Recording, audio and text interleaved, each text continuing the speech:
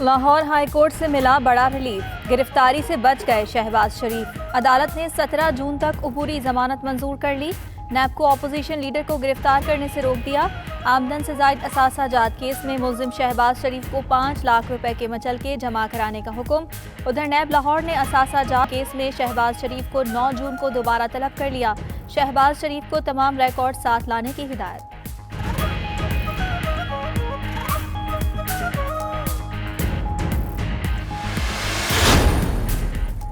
शहबाज शरीफ पर आज तक एक भी इल्ज़ाम साबित नहीं हो सका। शाहिद खाकान अब्बासी ने नैब से कैमरा लगाकर तफ्तीश का मुतालबा कर दिया। कहा, आवाम के सामने तफ्तीश हो तो दूध का दूध, पानी का पानी हो जाए। एहसन इकबाल बोले, अपोजिशन लीडर को बजट इजलास में शिरकत से रोकने के हथकंडे हैं। हुकूमत ने मुल्क की मईशत की ईंट से ईंट बजा दी है।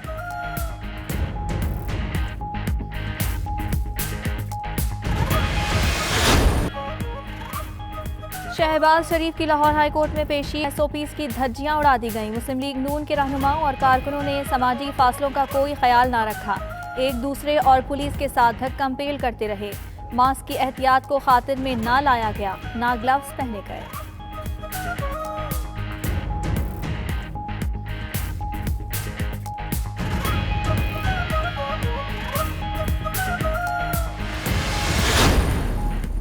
जमानत की मिठाई खाने से पहले जहन में रखिएगा, लूट मार का हिसाब देना पड़ेगा, दूसरा कोई ऑप्शन नहीं।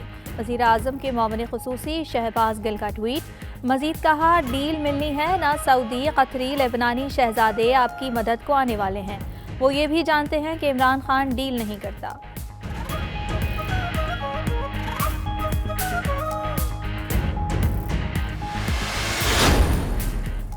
वज़ीर आला सिंध मुराद अली शाह को भी नैब का बुलावा आ गया और सोलर लाइट्स केस में कल रावलपिंडी ऑफिस में तलब। मुराद अली शाह को तीसरी बार तलब किया गया, एक बार पेश भी हो चुके हैं।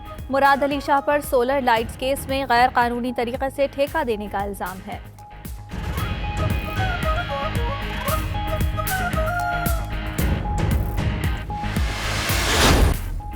महंगाई के सताए अवाम के लिए एक और खबर। मौसम सरमा में गैस बहरान से बचने की कीमत चुकाने का वक्त आ गया। घरेलू सार्फिन को फराहम करदा RLNG की मद में 73 अरब रुपए वसूल करने का फैसला। दस्तावेज के मुताबिक नवंबर 2019 ता मार्च 2020 घरेलू सार्फिन को महंगी RLNG फराहम की गई। सार्फिन से इजाफी वसूली नागुज़ीर करार पेट्रोलियम डिवीजन ने समरी ECC को इरसाल कर दी। सुप्रीम कोर्ट ने पेशावर BRT मंसूबे पर सवालात उठा दिए। जस्टिस उमर अता बंदियाल ने रिमार्क्स दिए कि BRT मंसूबे की शफाफियत का जायजा लेंगे, तामीराती ठेका कैसे दिया गया देखेंगे। KP हुकूमत ने कहीं अधूरे मंसूबे पर अरबों रुपए तो खर्च नहीं कर दिए। मंसूबा कहीं बगैर तैयारी के शुरू तो नहीं किया गया। तकमील में ताखीर का जायजा भी लेंगे। अदालत ने FIA को तहकीकात से रोकने के हुक्म इम्तना में तौसी कर दी।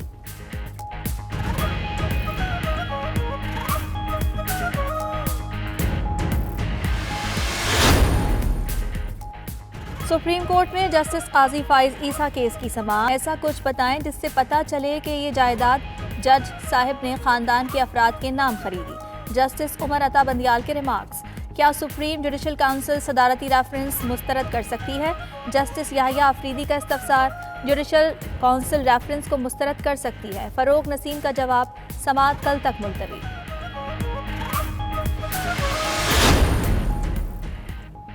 बैरून मुल्क से पाकिस्तान आने वाले मुसाफिरों के लिए नई पॉलिसी का ऐलान। घर में करंतना की इजाज़त मिल गई। मोमिन खुसूसी डॉक्टर मोईद यूसुफ का कहना है, मुसाफिरों के पाकिस्तान आमद पर टेस्ट होंगे। नताइज का इंतजार किए बगैर घर भेज दिया जाएगा। 10 जून तक 20,000 मुसाफिरों को वतन वापस लाया जाएगा।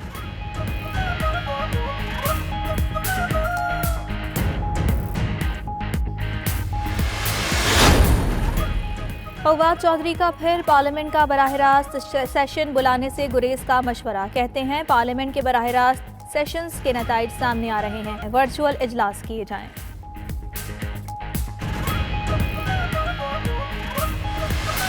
बलोचिस्तान के 33, खैबर पख्तूनख्वा 10, सिंध 7 और पंजाब के 2 अजला मुतासिर। तर्जुमान NDMA के मुताबिक गुज़िश्ता 24 घंटों में 5,700 हेक्टेयर रकबा पर टिड्डी दल को तल्फ करने वाली अद्वियात का स्प्रे किया गया।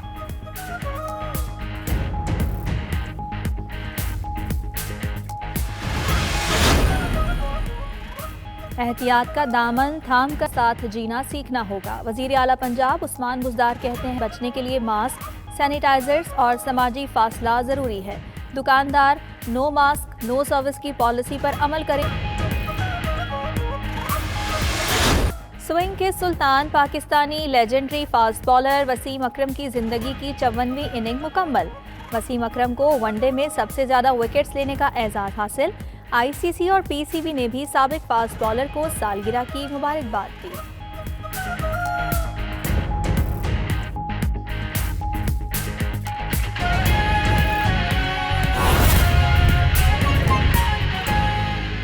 जो क्वेश्चनर दिया भर के दिया गया, तफ्तीश के लिए बुलाया है। पहला 10 से 15 दफ़ा तफ्तीश के लिए पेश हुए। 70 दिन नैब की रिमांड में रही हैं, उसके बाद जुडिशल कस्टडी में रही हैं। आज तक एक इल्ज़ाम भी शहबाज शरीफ साहब पे नहीं लग सका। आपने सुना होगा 56 कंपनियों की बड़ी तशहीर हुई थी। 56 कंपनियों को क्या हुआ? आपने सुना होगा साफ पानी स्कीम का क्या हुआ? आपने सुना होगा आशियाना को क्या हुआ? आज आखिरी कोशिश है, जब नैब के पास कुछ नहीं बचता तो वो एक आखिरी कोशिश करते हैं, उसको एसेट बियॉन्ड मीन कहते हैं, या उसके साथ कहते हैं जी ये मनी लॉन्ड्रिंग हो गई है, या कहते हैं जी बेनामी हो गई है। ये 3 आखिरी हरबे होते हैं नैब के। तो पहली बात ये है कि आज ये साबित हो गया है कि वो शख्स जो 10 साल पंजाब का वज़ीर आला रहा, सरकारी फंड की 1 पैसे की खुर्द बुर्द का इल्ज़ाम उस पर नैब 20 महीने में साबित किया, इल्ज़ाम नहीं लगा सकी। ये आज की हकीकत है। अब आप बात कर रहे हैं जी फलानी तफ्तीश, फलानी रिकन्सिलिएशन नहीं हुई, तो शहबाज शरीफ साहब ने सब कुछ नैब को दे दिया है। जो कुछ और मांगेंगे वो भी दे देंगे। और हमारी डिमांड ये है कि जब नैब तफ्तीश करे तो इसी तरह कैमरे वहाँ लगा कर तफ्तीश करे, ताकि हकायक पाकिस्तान के अवाम के सामने आए। वो आदमी जो अवाम में रहता हो, जो अवाम की बात करता हो, जो अवाम की खिदमत करता हो, उसका हक है कि उसकी तफ्तीश भी अवाम के सामने हो, ताकि दूध का दूध पानी का पानी हो जाए। सिर्फ इल्ज़ाम लगाना, हद तक करना अगर मकसूद है तो ये नैब की आज की बात नहीं है। 20 साल से नैब यही काम कर रहा है। और जब हुकूमती इदारे, जब मुल्क के इदारे बदनीयती पर उतर आए तो फिर मुल्क खोखला हो जाता है। तो नैब का चेयरमैन बताए कि किस मकसद के लिए उसने 28 मई को शहबाज शरीफ के अरेस्ट वारंट जारी किए। अरेस्ट वारंट सिर्फ नैब का चेयरमैन जारी कर सकता है। आपने तफ्तीश के लिए बुलाया हुआ है 2 तारीख को, अरेस्ट वारंट जारी कर रहे हैं 28 मई को। ये बदनीयत ही नहीं है तो और क्या है? क्या नेशनल अकाउंटेबिलिटी ब्यूरो पाकिस्तान के अवाम को अकाउंटेबल नहीं है? क्या ये बदमाशी का अड्डा है? क्या ये जिस पर इल्ज़ाम लगा सकता है, किसी की हद तक कर सकता है? अगर ये नेशनल अकाउंटेबिलिटी ब्यूरो है तो मैं चेयरमैन साहब को आज एक पता बताता हूँ। मकान नंबर 2, लेन नंबर 1, ज़मान पार्क। वो पता करें कि वो एसेट किसका है, उस एसेट पर खर्चा किसने किया है, उस एसेट को बनाया किसने है। मैं आज पाकिस्तान के अवाम के सामने फिर एड्रेस दोहरा देता हूँ।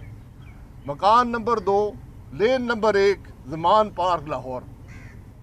नैब चेयरमैन साहब टीम भेजे, जिस तरह कल यहाँ टीम भेजी थी, टीम भेजे और पाकिस्तान के अवाम को बताए कि वो एसेट किसका है। उसने डिक्लेयर किया हुआ है, उस एसेट को की मनी ट्रेल है, उस एसेट के एसेट बियॉन्ड मीन्स है या नहीं है।